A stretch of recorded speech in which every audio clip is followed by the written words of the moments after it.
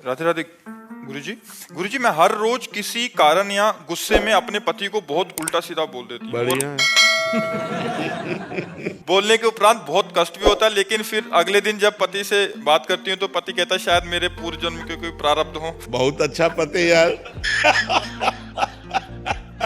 बहुत अच्छा विवेकवान पति है भाई, धन्य है आपके पति को। लेकिन हमें लगता है कि आपको थोड़ा कंट्रोल करना चाहिए। आपको मधुर वचन, प्रिय वाक्य, अगर गुस्सा आ रहा है तो मौन होकर हट जाना चाहिए। मुझे पाप तो नहीं लगेगा पति को ऐसा बोलती हूँ तो? देखो, यहाँ हम पाप की बात तो नहीं कहते, लेकिन प्यार में ऐसा नहीं होना चाहिए। पति को वैसे भी भगवत स्वरूप माना गया, वैसे चराचर जीव भगवत स्वरूप है, पर हमारे भारत की एक मर्यादा रही है कि अपने पति का नाम तक नहीं लिया जाता था।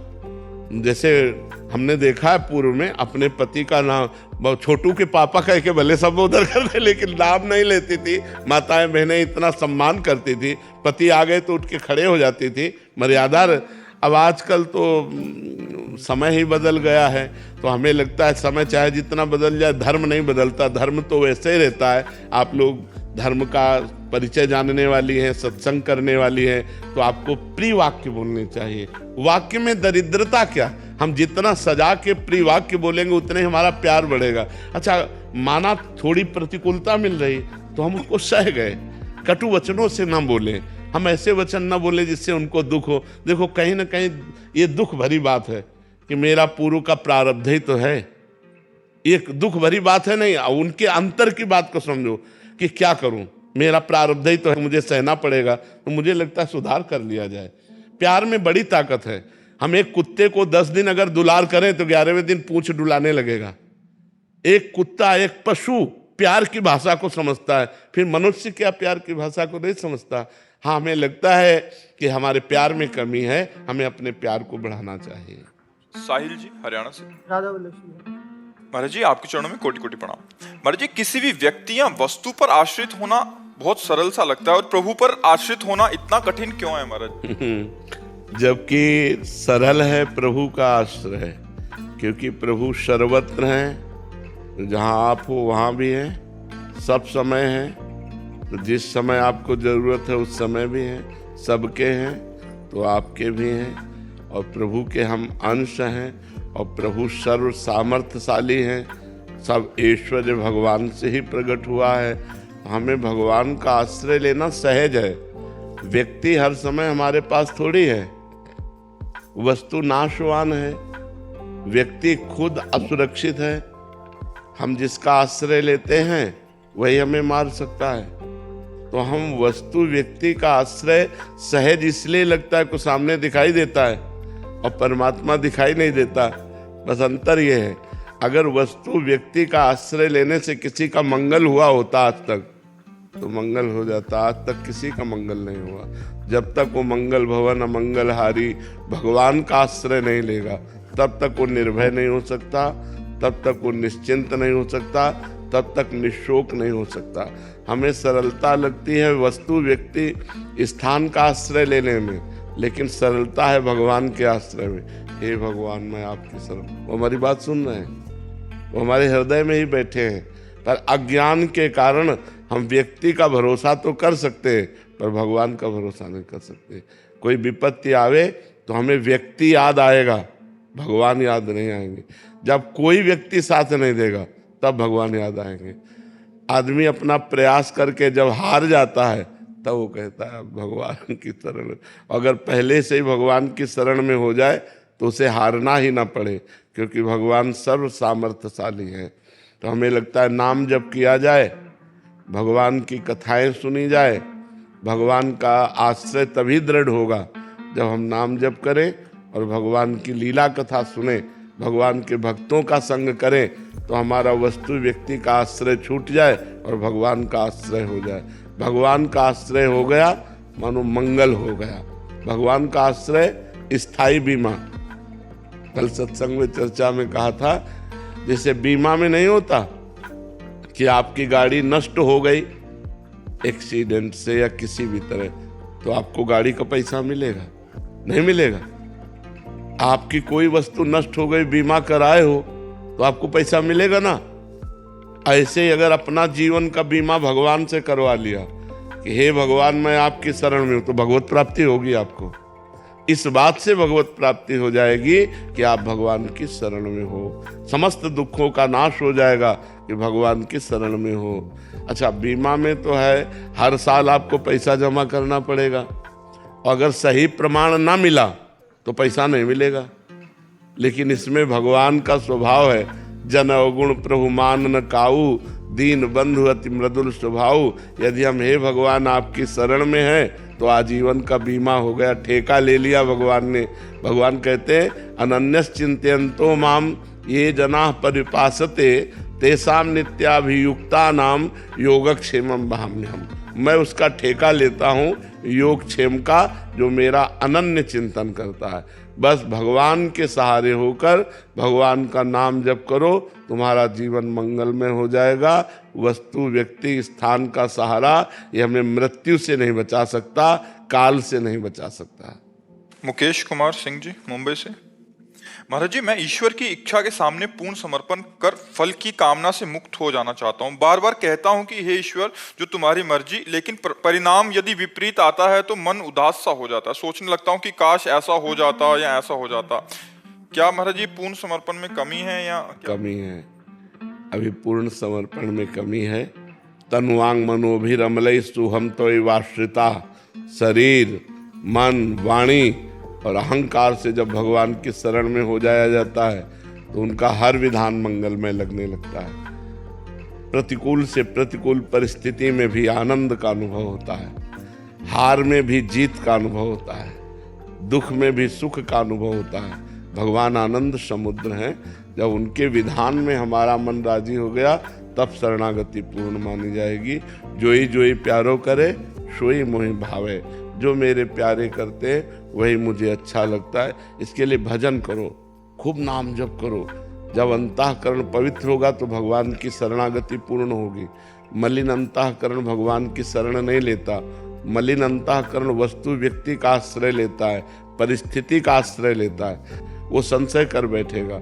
और अगर पूर्ण समर्पण है तो आगे बड़ी कृपा है, बड़ी कृपा है भगवान की।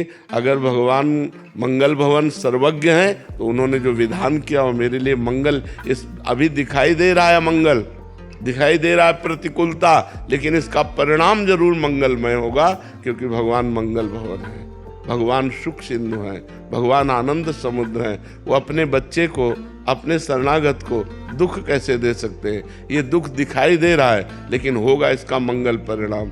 जैसे जहरीला फोड़ा हो जाए तो माँ पैसा दे करके डॉक्टर को और अपने आप से हाथ पकड़कर वो ऑपरेशन करवाती है कि इसका अगर ये जहरीला फोड़ा निकल गया तो ये सुखी हो जाएगा। ऐसे कोई पाप कर्म हमारा जो हमको दुख देने वाला है, भगवान प्रतिकूल परिस्थिति देकर उसको नष्ट कर देते। हम अज्ञानी होने के कारण जान नहीं पाते तो हम भगवान पर आरोप करने लगते हैं, कृपा नहीं है। अगर कृपा होती तो हमारा काम हमारे अनुसार बन जाता, ये गलत बात है। अब हमारा अनुसार ही नहीं रहा, हम तो शरणागत हैं। अब तो जोई प्यारो करे सोई मोहि भावे। धीरज जी, कोलकाता से। श्री हरिवंश। राधे राधे महाराज जी, आपके चरणों में कोटि कोटि प्रणाम। महाराज जी, श्री जी की अनन्यता और गुरु में होने के लिए क्या करना पड़ता है? नाम जप। जितना अंतःकरण पवित्र होगा उतने ही वस्तु, व्यक्ति, स्थान का आश्रय छूटेगा और भगवद आश्रय होगा। चाहे गुरु का आश्रय कहो, चाहे श्री जी का आश्रय कहो। अभी हमारा आश्रय कोई व्यक्ति है, कोई वस्तु है, कोई स्थान है, अपना शरीर है, अपना मन है, अपनी इंद्रियां हैं, भोगों को भोगना है, ये सब प्रपंच है। जैसे जैसे हम भजन करते हैं हमारा हृदय निर्मल होने लगता है। निर्मल हृदय में वासना नहीं रहती, उपासना जागृत होती है। निर्मल हृदय में वस्तु, व्यक्ति, स्थान का आश्रय नहीं होता, भगवान का आश्रय होता है। इसलिए इष्ट और गुरु में प्रीति चाहने के लिए प्रेम मूल यह नाम है। खूब नाम जप करो, भगवान की लीला कथा सुनो, भगवान के चरणों का चिंतन करो, उनके आश्रित हो तो वही श्री जी से भी प्रेम करा देंगे और वही गुरु जी हैं। भगवान और गुरु दो थोड़ी होते हैं, गुरु साक्षात परब्रह्म तस्मै श्री गुरुवे नमः। गुरु साक्षात परब्रह्म परमात्मा ही गुरु है, दूसरा कोई गुरु थोड़ी है। तो जब हम भगवान का भजन करेंगे तभी हमारा मंगल होगा, और कोई उपाय नहीं है। भजन के सिवा कोई उपाय नहीं। विनिश्चितम बदामिते नान्यथा बचांस में हरिम भजन्ति नरा बहु सागर तरंते।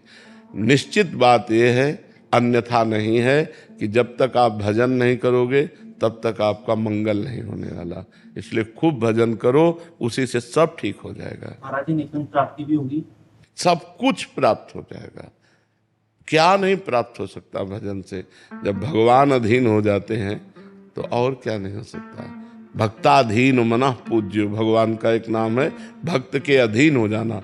तो कैसे भक्त के अधीन हुए? जो निरंतर भगवान का भजन करता रहता है, भगवान उसके अधीन हो जाते हैं। प्रेमाधीन भगवान का नाम। तो खूब भजन करो। भजन के सिवा हमारे पास कोई उत्तर नहीं। बिना भजन के कुछ लाभ नहीं मिलने वाला। चाहे जितना प्रवचन सुन लो, चाहे जितना प्रवचन कर लो, लेकिन अगर भजन नहीं है जीवन में तो अधूरा जीवन है। और कुछ नहीं कर रहे, नाम जप कर रहे, पूरा जीवन है। पूर्ण आनंद आ जाएगा। एक दिन देख लेना, सारे दुख मिट जाएंगे। तो भजन सर्वोपरि बात है। आज भजन की कमी, उपदेश तो बहुत हो रहे हैं, उपदेश तो बहुत दे रहे हैं, उपदेश बहुत सुन रहे हैं, पर हृदय में आकांक्षा रुपया की है, मान सम्मान की है, भोगों की है, भगवान की थोड़ी है। और नाम जप करने लगो तो इन्हीं से वैराग्य हो जाएगा, भगवान की आकांक्षा जागृत हो जाएगी। बिना भजन के नहीं, भजन सर्वोपरि है। महामृत्युंजय मंत्र से क्या मोक्ष की प्राप्ति हो सकती है? जरूर, भगवान शिव मोक्ष दाता है, वो प्रसन्न हो जाए तो जरूर प्राप्ति हो सकती है। पर निरंतर जपा जाए, अपवित्र समय को छोड़ करके, तब प्रातः काल में 1 घंटा प्रतिदिन में। हम इस बात पर दस्तखत नहीं कर सकते कि 1 घंटा जपने से मोक्ष की प्राप्ति हो जाएगी। 1 घंटा के बाद आप निकले और आपका चिंतन गलत हुआ और आप मर गए तो आप नरक जाएंगे। भरत जी अपना पूरा राज्य छोड़कर, रानी पुत्रों को छोड़कर गंडकी नदी के किनारे भजन कर रहे थे भगवान की प्राप्ति के लिए। और हिरन के बच्चे में मन अटक गया तो अगला जन्म उनका हिरन का हुआ कि नहीं हुआ? तो मोक्ष कहाँ से प्राप्त हो जाएगा? जब तक निरंतर चिंतन भगवान का नहीं होगा तब तक मोक्ष की प्राप्ति नहीं होगी। जब हर समय भगवान का चिंतन बना रहे, पता नहीं हमारी कब मृत्यु हो जाएगी, हमारा कोई राइट टाइम तो हमें पता है नहीं, वो तो भगवान को तो पता है, हमें तो पता नहीं। तो हम अगर किसी व्यक्ति का चिंतन कर रहे हैं, वस्तु का चिंतन कर रहे हैं, हमारी मौत हो गई तो हम वो व्यक्ति वस्तु बनेंगे, ना कि मोक्ष की प्राप्ति होगी। तो हमें हर समय भजन करना पड़ेगा। इंस्पेक्टर नरेंद्र पाल सिंह जी, राधे राधे। महाराज जी, मुझसे सेवा के दौरान मन वचन कर्म से जो अपराध हुए हैं, क्या मेरे द्वारा भागवत कथा मूल पाठ अगर करवाया जाए तो उससे उद्धार हो सकता है? हाँ, अब जैसे बहुत से ऐसे पाप होते हैं जो जलाते रहते हैं। नौकरी की है, तो मन वचन वाणी से हाँ, मुझसे अपराध हुए हैं। हाँ। तो मैं चाहता हूँ कि अगर गुरुदेव की आज्ञा हो तो आपने ही बताया था एक वीडियो में हाँ। कि संस्कृत का मूल पाठ कराने हाँ। से और उनका सभी को उसका फल देने से, हाँ, बिल्कुल बिल्कुल। भगवान फल तो बहुत में बढ़ जाएगा। भागवत ब्रह्म स्वरूप है, भागवत कृष्ण स्वरूप है। तो हमसे जो अपराध हुए हैं वो सब नष्ट हो जाए, इसलिए हम भगवान का यश नाम संकीर्तनम यस्य सर्व पाप प्रणाशनम, ये आखिरी श्लोक भागवत का है। नाम संकीर्तनम यस्य सर्व पाप प्रणाशनम, प्रणामो दुख शमनम तम नमामि हरिम परम। जिनको एक बार प्रणाम करने से, जिनका नाम संकीर्तन करने से सारे पाप नष्ट हो जाते हैं। तो भगवान का गुण संकीर्तन, लीला संकीर्तन 18,000 श्लोक में है भागवत में। जरूर जरूर अनुष्ठान करवाओ और सबका मंगल की भावना करो, तो तुम्हारा अपने आप मंगल हो जाएगा।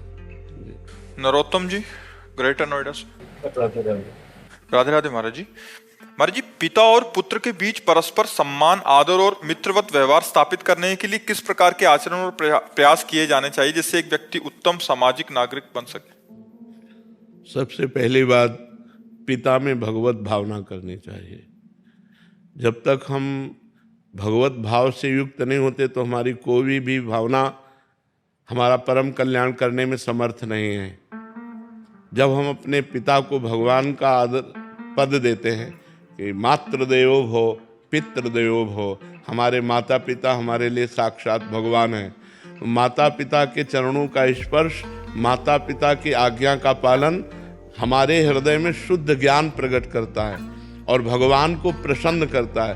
पुंडरीक जी नाम के पुत्र थे जिन्होंने अपने माता पिता की आराधना की, तो विट्ठल भगवान आज भी ऐसे खड़े हैं, उन्हीं के द्वारा प्रकट किए हुए। विट्ठल भगवान स्वयं चल करके आए और कहा, पुंडरीक जी आप हमारे दर्शन करो। बोले कौन हो? बोले भगवान है। तो एक ईंट दे दी कि तब तक खड़े रहो जब तक हम अपने माता पिता की सेवा नहीं कर लेते। फिर लौट करके दर्शन के, तो ईंट पर खड़े होने के कारण इट्ठल, प्यार से उनको आज विट्ठल कहते हैं, महाराष्ट्र में विराजमान है। तो यदि हम माता पिता को भगवान की भावना से उनकी आज्ञा का पालन करते हुए, तो हमारे अंदर वो बुद्धि बढ़ेगी जो समाज प्रिय होगी, हमारे अंदर वो ज्ञान बढ़ेगा जो भगवत प्रिय होगा। सबसे पहले हमें भगवत भावना, क्योंकि भगवत भावना के बिना हम सेवा पूर्ण नहीं कर सकते। जैसे आप अपने माता पिता की सेवा कर रहे हैं और फिर कोई रिश्तेदार आया या मित्र आया और वो तुम्हारी निंदा करने लगे, तुम कर रहे हो सेवा और वो तुम्हारी निंदा करने लगे, अब तुम्हें क्या लगेगा? यार इतनी सेवा करता हूँ फिर भी ये निंदा करते आने वाले लोगों से, तो आपकी अश्रद्धा हो जाएगी। अगर आपका ये भाव कि मेरे भगवान है तो जो बोले बोले, मेरा कर्तव्य है इनकी सेवा करना, ये भाव बना रहेगा। जब तक हम भगवत भाव नहीं रखेंगे तब तक हम अपने माता पिता की आज्ञा का पालन और माता पिता की सेवा का, देखो भगवान होते हुए भगवान श्री राम ने अपने पिता की आज्ञा का पालन करने के लिए 14 वर्ष नंगे पैर वनवास किया, बड़ा कष्ट सहा, लेकिन कभी किसी ग्राम नगर में नहीं गए।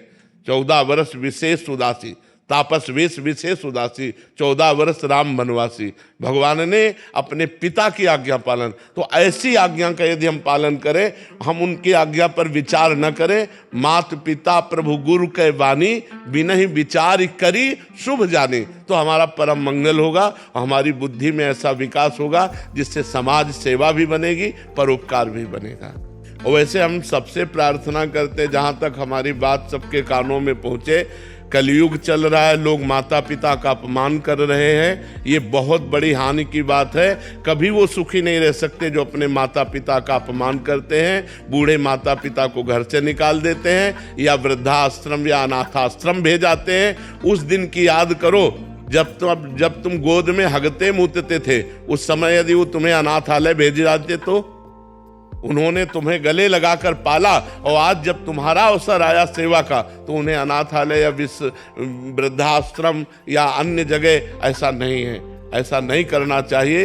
वृद्ध माता पिता को भोजन और सामग्री से ज्यादा प्रिय होता है अपने पुत्र का प्यार पाना।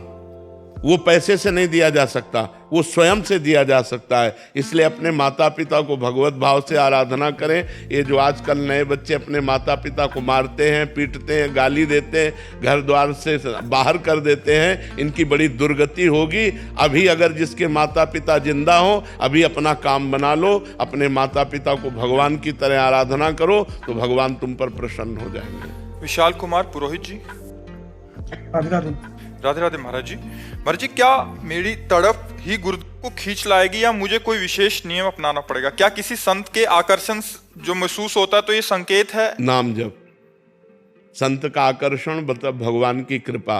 अब मोहि भाव भरोस हनुमंता, बिनु हरि कृपा मिले नहीं संता। पर इसका लाभ तभी ले सकते हो जब नाम जप करोगे, खूब नाम जप करोगे तो संत भगवंत एक ही हैं। भक्ति भक्त भगवंत गुरु चतुर नाम बपु एक। ये चार कहने को अलग अलग हैं लेकिन एक ही है। जब नाम जप करोगे तो गुरु कृपा हो जाएगी, संत कृपा हो जाएगी, भगवंत कृपा, सब नाम जप करो, खूब डट के नाम जप करो। जिस पर भगवान की कृपा हो जाती है उस पर सब पर कृपा, सबकी कृपा हो जाती है। जामवंत कहा सुनु रघुराया, जा पर नाथ करहु तुम दाया। ताहि सदा शुभ कुशल निरंतर, सुर नर मुनि प्रसन्नता ऊपर। सोई विजयी विनयी गुण सागर, तासु सुजस त्रैलोक उजागर। जा पर नाथ करो तुम दाया। हे हरि, हे रघुनाथ जी, जिस पर आप कृपा करते तो सुर नर मुनि प्रसन्नता ऊपर, सब उस पर प्रसन्न हो जाते। सोई विजयी विनयी गुण सागर, वो विजयी हो जाता है, वो विनय संपन्न होता है, उसके अंदर सारे भागवतिक सद्गुण आ जाते हैं जिस पर भगवान की कृपा। तो भगवान की कृपा प्राप्त करने के लिए, गुरु कृपा प्राप्त करने के लिए खूब नाम जप करो। बिना भजन के कुछ नहीं, बिना भजन के कुछ नहीं। कुछ भी कर लो, भजन नहीं है तो कुछ नहीं, केवल ज्ञान बघारते रहो। भजन से ही स्थिति आती है। शास्त्र स्वाध्याय सत्संग ये सब भजन में लगाते हैं। अगर भजन ना हो तो ये सब केवल बाहरी बातें हो जाएंगी। पढ़कर दूसरे को सुना दिया, सुनकर दूसरे को सुना दिया, लेकिन हृदय शांति या निर्विकारता को प्राप्त नहीं होगा। वो भजन से होगा। खूब भजन करो। कृष्णा जी, राधे राधे महाराज जी। महाराज जी, साधु संतों से सुना है कि जन्म जन्म साधना के बाद भी भगवान को पाना बहुत कठिन है, किंतु मैंने आपकी वाणी से सुना है कि गुरु आज्ञा पे चलने पे ऐसी बात नहीं है। आपकी चाल कैसी है? बस एक आदमी हल जोत रहा था, तो एक आदमी यात्रा कर रहा था, तो उसे स्टेशन जाना था। तो स्टेशन वहां से 15 किलोमीटर दूर होगा। पूछा, भाई स्टेशन कितनी दूर है? 15 किलोमीटर दूर है। तो उनका कितनी देर में पहुंच जाएंगे? वो चुप रहा। कितनी देर में पहुंच जाएंगे? वो चुप रहा। अब उसने दौड़ लगाई कि जो बोल ही नहीं रहा है, हमें 15 किलोमीटर जाना है, तो उसने समय घोषित कर दिया। आप 1.5 घंटा में पहुंच जाएंगे, आप 2 घंटा। चाल देख ली ना? बोले अब क्यों बोला? बोले तुम्हारी चाल देख ली। तो यदि तुम्हारी चाल है जन्म जन्मांतर वाली, तो भगवान जन्म जन्मांतर में मिलेंगे। तुम्हारी चाल है इसी जन्म में मिलने वाली, तो इसी जन्म में मिल जाएंगे। तुम्हारी चाल हो जाए इसी क्षण में मिलने वाली, तो इसी क्षण में भगवान मिल जाएंगे। हमारी चाल क्या है? हमारी चाल क्या है भगवान के प्रति? हमारा समर्पण क्या है भगवान के प्रति? इसके लिए जन्म जन्मांतर की जरूरत नहीं, इसके लिए व्याकुलता की जरूरत है। यदि एक दृष्टांत में आता है, एक संत बरगद के नीचे भजन कर रहे थे और एक पीपल के नीचे भजन कर रहे थे। नारद जी वहां से निकले तो बरगद के नीचे संत जो भजन कर रहे थे, उन्होंने दंडवत किया और कहा, आप तो भगवान के पास आते जाते हैं, कभी हमारी चर्चा चलाना और पूछना कि हमें भगवान कब मिलेंगे। ठीक ऐसा ही प्रश्न पीपल के वृक्ष वाले ने भी किया कि आप भगवान के दर्शन करते हैं तो हमें भगवान के दर्शन कब होंगे? तो नारद जी ने जाके भगवान से पूछा, तो कहा बरगद के वृक्ष वाले के नीचे जो संत भजन कर रहे हैं उनको इसी जन्म में मिलेंगे, और पीपल के वृक्ष के नीचे जो भजन कर रहे हैं उनका भजन ऐसा है कि जितने पीपल के पत्ते हैं उतनी बार उनको जन्म लेना पड़ेगा, तब हमारा दर्शन होगा। नारद जी आके बोले, तो बरगद वृक्ष वाले को बोले कि भगवान ने कहा इसी जन्म में दर्शन होगा। वो बड़े आनंदित हो गए। अब वो ये सुनने के लिए आए कि पीपल के वृक्ष वाले के संत को क्या कहते। तो उनका, भाई आपके लिए तो भगवान ने कहा है कि जितने पीपल के पत्ते इतनी बार जन्म लेंगे तब आपको दर्शन होंगे। उनका, भगवान हमको जानते हैं, भगवान हमको जानते हैं, भगवान के हम मैं चिंतन में हूं। हे भगवान, ऐसा अर्थ भाव चिल्ला चिल्ला के रोने लगे कि अभी तक तो मुझे पता ही नहीं था कि भगवान जानते, मेरे भगवान जानते। और इतना रोने लगे कि भगवान उसी क्षण प्रकट हो गए और भगवान गले लगा लिया। अब नारद जी ने कहा, भगवान आपने तो हमको झूठा कर दिया। आपने कहा था कि जितने पीपल के पत्ते इतना जन्म लेगा तब। बोले जैसी साधना कर रहा था तो ये व्याकुलता आने के लिए उसको इतने जन्म लगते, लेकिन वो भाव में डूबकर इतना व्याकुल हो गया कि जो इतने जन्मों में भजन पूरा होने वाला था वो अभी पूरा हो गया। तो हमारी चाल क्या है? भगवत प्राप्ति में विलंब नहीं है, हमारी चाल में, हमारी व्याकुलता में, हमारी लालसा में हम भगवान को कितना प्यार करते हैं, भगवान के लिए कितना तड़पते हैं, बस ये खास बात है। शैली जी पंजाब से। राधे राधे महाराज।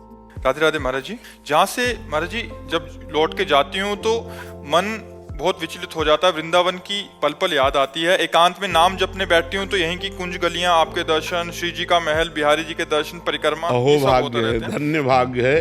वृंदावन को चिंतवन यह दीप उर्बार, कोटि जन्म के अग तमय काट करे उजियार। जो वृंदावन की गलियों का, बिहारी जी का, वृंदावन का, यमुना जी का, संतों का चिंतन करता है, करोड़ों जन्मों के पाप नष्ट होकर उसके हृदय में प्रेम प्रकाशित हो जाता है। ये तो बहुत अच्छी बात है। वृंदावन में रहकर दिल्ली कलकत्ता का चिंतन हो तो दुर्भाग्य है, और दिल्ली कलकत्ता में रहकर वृंदावन का चिंतन हो तो सौभाग्य है। बड़ा सौभाग्य है कि आप बाहर रह कर के भी प्रिया प्रीतम की इस राजधानी का चिंतन करते, परम धाम वृंदावन का चिंतन करते, ये सौभाग्य है। राधे राधे महाराज जी। महाराज जी, आप कह रहे हैं कि आपने सेना में जाने की इच्छा थी, गए, फिर शराब की आदत लग गई, फिर 2 साल में नौकरी छोड़ दी, फिर गांव में अच्छी बेइज्जती हुई और नशा में लग गया, फिर भाई ने नशा छुड़ा दिया, अभी नशा छोड़ तो दिया, बट महाराज जी अभी एक इनके वो अंदर से इच्छा बनी हुई है कि फिर से मैं वैसा ही बनूं और खूब धन दौलत यश कमाकर माता पिता का खोया हुआ सम्मान स्थापित करूं। दूसरी तरफ लगता है आपकी वाणी सुन के कि भजन करूं, ये सब व्यर्थ है, काहे इसमें पचड़े में पड़ रहे हो? नहीं, भजन करके हम ये नहीं कहते, भजन करके धन कमाओ, धर्म पूर्वक धन कमाओ, मेहनत। अब जैसे आपको सरकारी नौकरी मिल गई थी, बेवकूफ़ी है कि आपने उसे छोड़ दिया, गंदी आदतों में फंस गए। यदि आज होते तो आज किसी पद पे होते, आप हमारे भारत सरकार की सेवा करते, अर्थ मिलता, परिवार का पोषण करते। मूर्खता में आपने अपना नाश कर लिया। अब एक बार फिर प्रयास करो, नाम जप करो और अच्छा प्रयास करो। यदि आप हमारे और किसी भी सेवा में आते हैं समाज की, तो जीवन सार्थक है सेवा में, जीवन सार्थक ऐसे नहीं। देखो हम बाबा जी बने, लेकिन हमको समाज सेवा दी भगवान ने कि नहीं दी? सबसे मिलना, सबसे जुलना, प्रश्न उत्तर करना, सबको संतुष्ट करना, ये समाज सेवा है। बिना समाज सेवा के चाहे कोई भी हो, उसका कल्याण नहीं होता। देखो बड़े बड़े संत समाज सेवा में घूम घूम कर उपदेश करते, घूम घूम कर जाकर उपदेश करते, जन कल्याण करते। ये समाज सेवा करनी पड़ेगी। अगर आप किसी पद पे हैं तो आपको बढ़िया अवसर मिल गया समाज सेवा का। यदि पद नहीं है तो आसपास पड़ोस में ऐसा माहौल बनाओ कि लोग तुम्हें याद करें, तुम्हारे ऐसे आचरण न हो कि लोग तुम्हें गाली दें। ऐसे आप शराब पियोगे, उद्दंडता करोगे तो लोग क्या कहेंगे? तो ये सब गंदी बातें छोड़ो और नाम जप करो और अच्छे बनने की चेष्टा करो। जैसे समाज सेवा में आपका योगदान हो वैसा बनो। बिना समाज सेवा के, बिना परोपकार के कल्याण नहीं होता।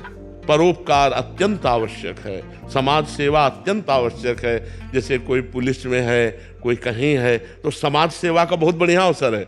निर्दोष को बख्श देना, दोषी को दंड देना, ये समाज सेवा बन गई। अब उसी में घूस लेकर के निर्दोष को पीट देना और दोषी को मुक्त कर देना पाप बन गया। तो हमें लगता है अपने अपने पद के अनुसार यदि हम धर्म के अनुसार चले तो समाज सेवा बन जाए, और समाज सेवा भगवान की सेवा है। समाज सेवा साक्षात भगवान की सेवा है। जी आजकल बहुतायत मतलब 99% ऐसा हो रहा है कि अपने सुख या अपने परिवार को भौतिक सुखों से युक्त करके बस जीवन कभी नहीं कर सकते। पक्का देख लो, जितने घूस लेने वाले बड़े स्तर के हैं, उनके लड़के शराबी, बेईमान, गुंडा टाइप के, जो घूस लेंगे, ज्यादा उद्दंडता करेंगे, निर्दोष को दंड देंगे, तो जब हमारे मालिक का हिसाब किताब आएगा ना, तो ऐसी तैसी हो जाएगी। न पत्नी सही रहेगी, न पुत्र सही रहेगा, न धन संपत्ति काम में आएगी। तो हम कहते हैं कि अधर्म की यदि बात करोगे कि हम अधर्म करके अपने परिवार को उन्नति में ले जाएंगे, तो भैया आखिरी में ऐसी उन्नति से गिरोगे कि तुम रोते नहीं बनेगा तुमसे।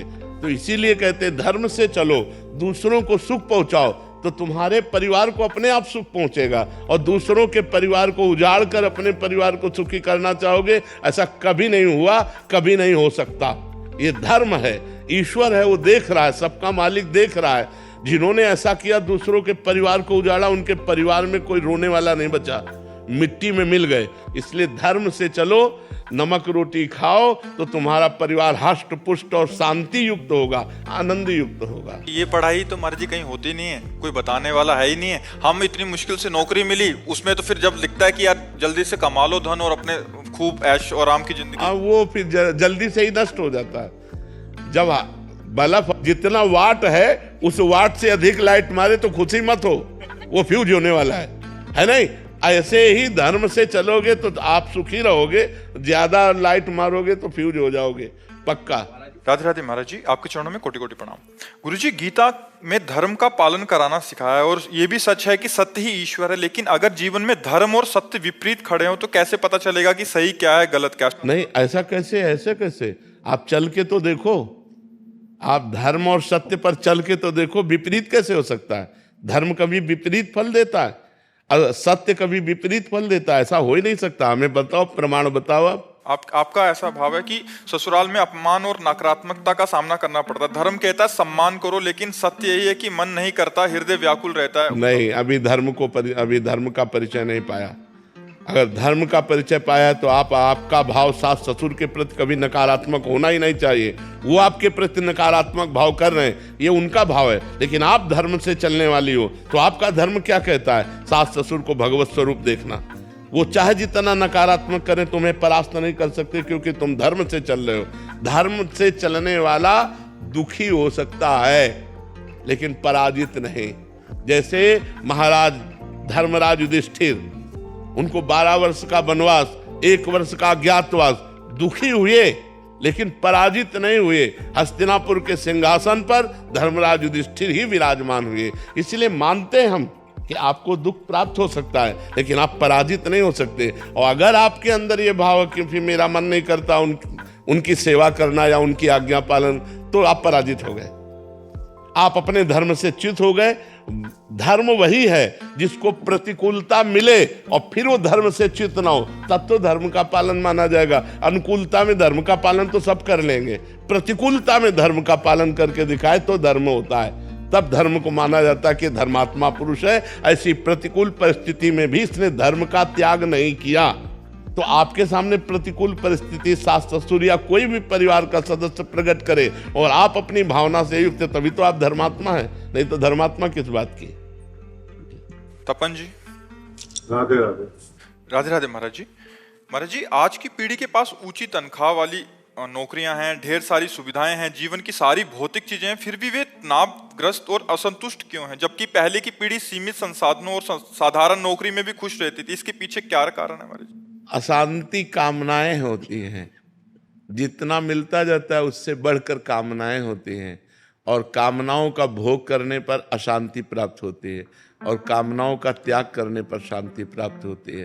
त्यागात् शांति अनंतरम, त्याग से ही शांति का प्रादुर्भाव होता है, भोग से नहीं। आज हमारा समाज भोग प्रधान हो रहा है।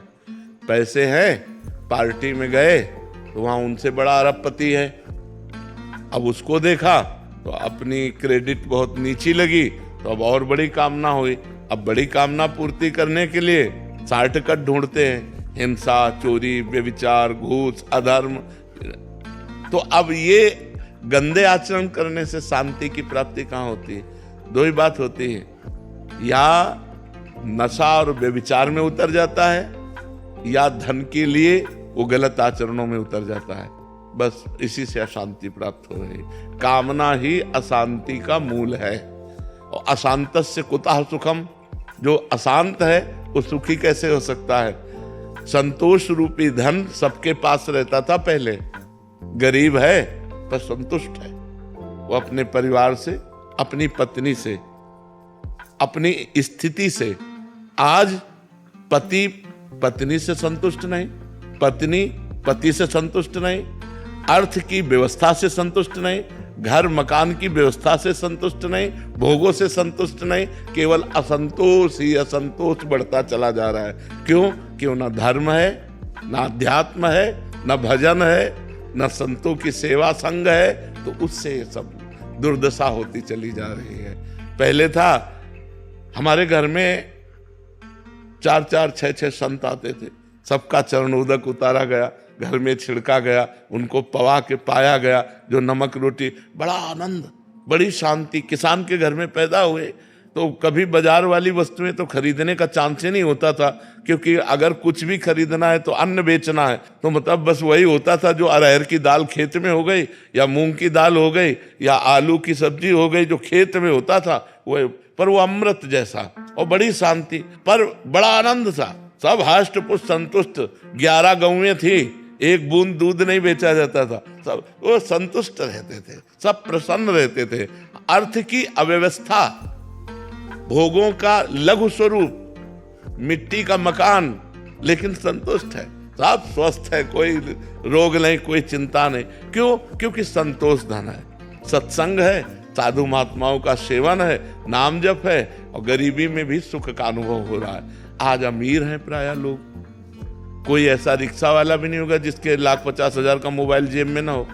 समय देखिए, लेकिन गलत स्वभाव, कामनाएं, भगवान से विमुख हो जाना, व्यसन आदि व्यभिचार आदि में फंस जाना, सब छोटे छोटे बच्चे व्यभिचार में फंस रहे हैं। एक 12 वर्ष का बच्चा यहीं बैठ के कर रहा था कि मैं बहुत परेशान हूं। परेशानी का विषय था हस्तमैथुन की लत और गर्लफ्रेंड।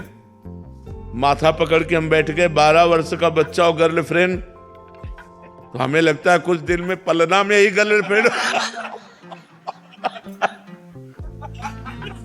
कलयुग का प्रभाव देखो। 12 वर्ष के बच्चे तो ऐसे जांगिया, पहले गांव में कबड्डी खेलते थे, उनको इससे मतलब ही नहीं था स्त्री क्या पुरुष क्या, दुनिया से क्या मतलब। एक 12 वर्ष का बच्चा पूरा गृहस्थी का ज्ञान रख रहा है, तो मतलब क्या उसके अंदर असंतोष पैदा हो गया, भोगों का, हस्तमैथुन की लत लग गई। अब वो क्या अपनी जवानी को देख पाएगा? 12 वर्ष का जैसे गेहूं गले में काट लिया जाए तो दाना नहीं मिलेगा, ऐसे 12 से 22 वर्ष की अवस्था तक यदि ब्रह्मचर्य नष्ट कर दिया जाए तो गृहस्थी में संतान उत्पत्ति लायक नहीं रहता। उसमें जो हष्टता पुष्टता योग्यता चाहिए वो खो देता है योग्यता। तो आज का जो हमारा समाज है, जो नवीन पीढ़ी है, वो अध्यात्म से बिल्कुल विलग होती चली जा रही है। अब कुछ जागृति हो रही है, जैसे संतों के द्वारा जागृति हो रही। जो अध्यात्म को सुनेगा वो जरूर संतोष को प्राप्त हो जाएगा। और बिन संतोष न काम न साही, और अछत काम सुख सपने नाही। जब लग संतोष धन नहीं आएगा, ज्ञान नहीं होगा, अध्यात्म भगवान का भरोसा नहीं होगा, तब तक शांति नहीं होगी। तब लग कुशल न जीव कहूं, सपने हो मन विश्राम। जब लग भजत न राम कहूं, शोक धाम तज काम। मतलब शुरुआत में गलत आचरण में अगर हमारे को कोई शासन में ले ले तो हम सुधर सकते हैं, लेकिन कोई शासन में लिया नहीं तो आज गिरते। एक सुल्ताना डाकू की हमने नौटंकी गांव में देखी थी। तो जब उसको अंग्रेजों ने फांसी का हुक्म दिया तो पूछा तुम्हारी अंतिम इच्छा क्या है? तो उसने कहा मुझे मेरी माँ से मिला दिया जाए। तो माँ से मिलाया गया, तो ऐसे जब माँ मिलने आई तो दांत से नाक काट ली माँ की। तो अंग्रेजों ने पूछा कि तुमने ऐसा क्यों किया? बोले मुझे फांसी पे चढ़ाने वाली ये माँ है। मैंने पहले दिन पेंसिल चुराई थी और इसने कहा बहुत अच्छा काम में आएगी। और अगर पहले दिन थप्पड़ मार देती तो आज मैं डाकू नहीं बनता। इसी माता ने मेरे आचरणों को गिरा दिया। तो आजकल माता पिता अपनी मस्ती में हैं, बच्चों के आचरणों की तरफ देख नहीं रहे। बच्चे व्यसन और व्यभिचार की तरफ बढ़ते जा रहे हैं और लोगों की कामनाएं बढ़ती चली जा रही। ये अशांति का कारण है। अगर ज्ञान हो जाए, धर्म से चले, दूसरों का उपकार करें, दूसरों का हित करें, तो अभी शांति मिलने लगे। बिना धर्म के शांति नहीं, और अधर्म में अशांति से पिंड नहीं छूटेगा। चिंता सुख भय, पढ़े लिखे बच्चे हैं और डिप्रेशन में जा रहे हैं। बड़े पढ़े लिखे हैं, सब अच्छी समाज के हैं, बिना इंद्रियों को रोके सुख शांति प्राप्त नहीं हो सकती। ये इंद्रियों की विलासता में हम इतना बढ़ते जा रहे हैं कि भाई भाई का खून कर रहा है, छोटा बेटा माँ को, पिता को। तो ये जो पवित्र संबंध गृहस्थी के थे, जिनमें एक मर्यादा थी, वो आज मर्यादा नष्ट होती चली जा रही। उसका कारण कामना। बच्चेपन से कामनाएं हमारी इतनी बढ़ गई, इतने असंतुष्ट हो गए कि हम ये कहते हैं कि जो गर्लफ्रेंड बॉयफ्रेंड चला है ना, ये सर्वनाश की जड़ है। जैसे 4 होटलों का आप रोज भोजन पाइए 1 साल, फिर आप अपनी रसोई का भोजन बराबर नहीं पा सकते। आपको चाहिए, क्योंकि आपकी जबान की चाट बन गई होटलों की पाने की। तो 4 बॉयफ्रेंड, ब्रेकअप, फिर बॉयफ्रेंड, तो एक पति में रह पाएगी वो? 4 गर्लफ्रेंड तो एक पत्नी में रह पाएगा? ये आदतें जो नई अवस्था से हमारी खराब होती चली जा रही, ये हमें सदगृहस्थ नहीं होने देंगी, ये हमें सदवासना वाला नहीं बनाएंगी। असद वासना और अशद वासना वाला चिंता शोक भय दुख इससे व्याप्त रहता है। इसका कारण मुख्य है अविद्या, अज्ञान, अध्यात्म से ना जुड़ना, कामनाओं को रोक ना पाना, इंद्रियों को अपने बस में ना करना। इसके कारण ये सब होता चला जा रहा है। राधे राधे महाराज जी। महाराज जी, मैं चाहती हूँ कि मेरा मन सदा नाम जप में टिका रहे और मैं ब्रह्मचर्य के मार्ग पर पूरी तरह श्रद्धा से चल सकूं। विवाह की इच्छा नहीं है, लेकिन नौकरी में आने के बाद मन बहुत भटक गया है। वहाँ का वातावरण बहुत नकारात्मक है। व्यवहार का अधिकारी सही वातावरण। व्यवहार नहीं करते, ना ही गृहस्थ में एक झुकाव है अभी, ना ही वैराग्य हो रहा है। महाराज जी, ऐसी स्थिति में असमंजस में हूँ। नहीं, अगर मन, खुली बात है, भोगों में जा रहा है तो हमें ब्याह कर लेना चाहिए किसी अच्छे पुरुष का, देख सुन करके, जो नशा न करता हो और ज्यादा गर्लफ्रेंड वाला ना हो। ज्यादा शब्द का इसलिए प्रयोग किया कि जैसे हमारी कोई गर्लफ्रेंड है, हमारा ब्याह तय हो रहा है पर हमारी उससे आसक्ति नहीं है। अब जब हमारी पत्नी आई तो हमने सब गंदी बातें छोड़ दी और अपनी पत्नी से प्यार किया तो बात चल गई। अगर हमारा गंदा आचरण है बहुत तो पत्नी से प्यार होगा नहीं, तो फिर गृहस्थी हमारी चौपट हो जाएगी, वो नष्ट हो जाएगी। अब बिल्कुल बॉयफ्रेंड गर्लफ्रेंड ना रखता हो ऐसा तो हमें लगता है 100 में मतलब अगर छांटने चलो तो शायद 1% मिल जाए तो मिल जाए, नहीं तो नहीं मिलेगा। नहीं तो आजकल उठ के चलना नहीं आता हो, गर्लफ्रेंड बॉयफ्रेंड बनाना शुरू कर दिए। तो इसलिए हम लड़खड़ाते हैं इस बात में कहने में कि बॉयफ्रेंड नहीं है या गर्लफ्रेंड है। तो बहुत समस्या ये है कि शुद्ध वर मिल जाए या शुद्ध लड़की मिल जाए, ये बहुत बड़ी बात है आज के समाज में। तो इसलिए कि ज़्यादा जो गर्लफ्रेंड बॉयफ्रेंड आदि के चक्कर में फंसे बच्चे हैं, इनकी आदत खराब हो जाती है। ये फिर नियम से नहीं चल सकते, एक पत्नी व्रत नहीं रह सकते, एक पति व्रत नहीं रह सकते, जिनकी गंदी आदतें होती है। तो अगर अपना मन भोगों में जाता है तो मुझे लगता है फिर ब्याह करना चाहिए। लेकिन जो विवाह के बाद क्रियाएं होती है उससे घिनता आती है। अब ये अपने को देखना है कि यदि हमें संभोग नहीं चाहिए, खुली बात है, तो हमें ब्रह्मचर्य से रहना चाहिए। और यदि मन ऐसे, हम शरीर से तो कुछ नहीं कर रहे लेकिन मन से गंदा चिंतन कर रहे हैं, सबसे बड़ी हानि होती है। मान लो हमारा मन का गंदा चिंतन हट जाए तब तो बढ़िया बात है। अगर मन गंदा चिंतन कर रहा है तन से तो उसका कोई खास पवित्रता नहीं मानी जाती।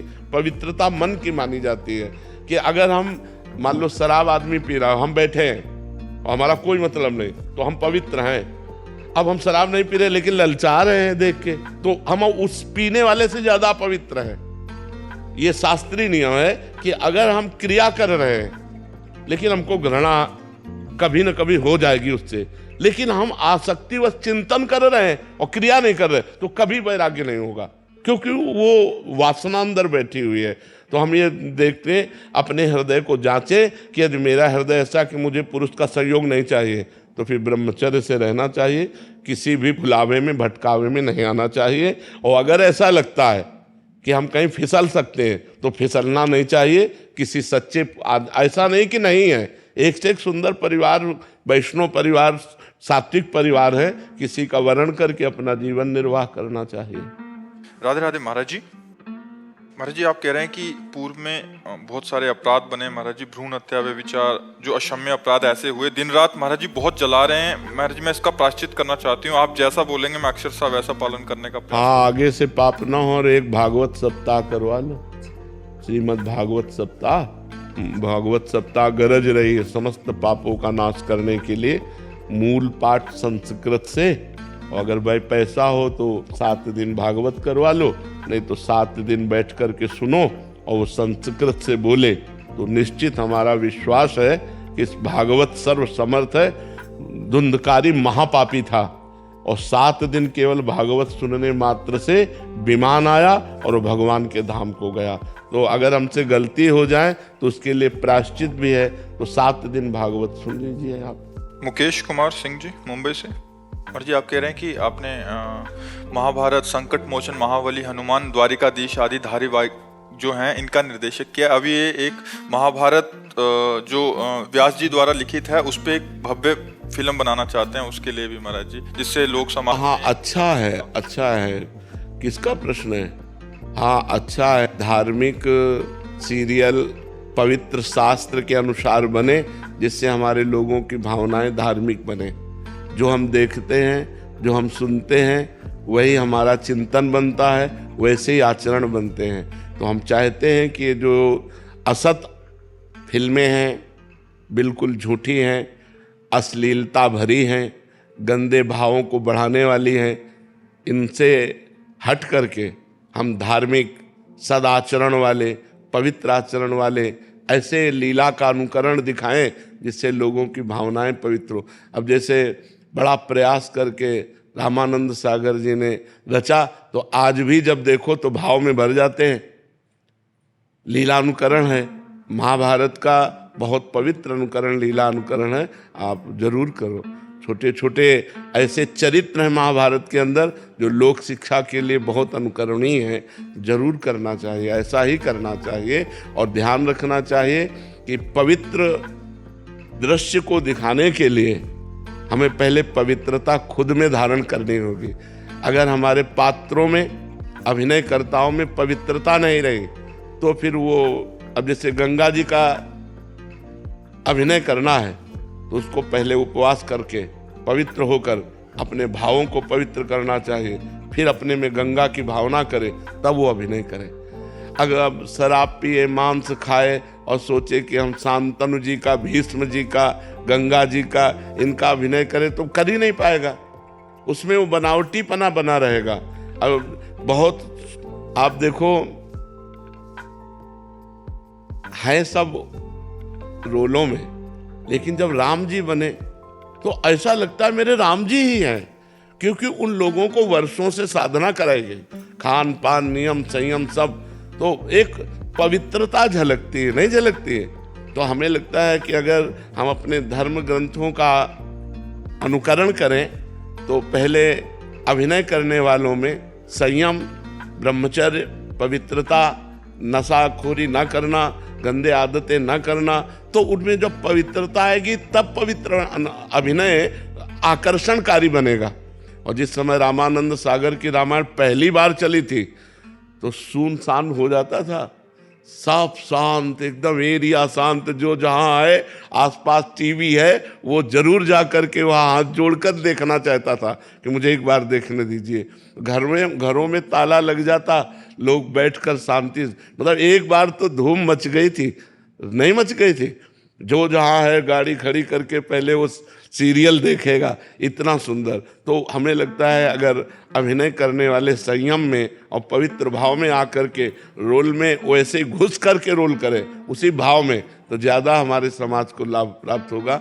अब बड़ी हानि हो रही है कि ऐसे सीरियल दिए जाते हैं, ऐसी फिल्में दी जाती हैं जिनमें अश्लीलता परोसित गंदी बातें। अब इससे क्या होगा, नए नए बच्चे और गंदी आदतों में प्रोत्साहन उनका होगा।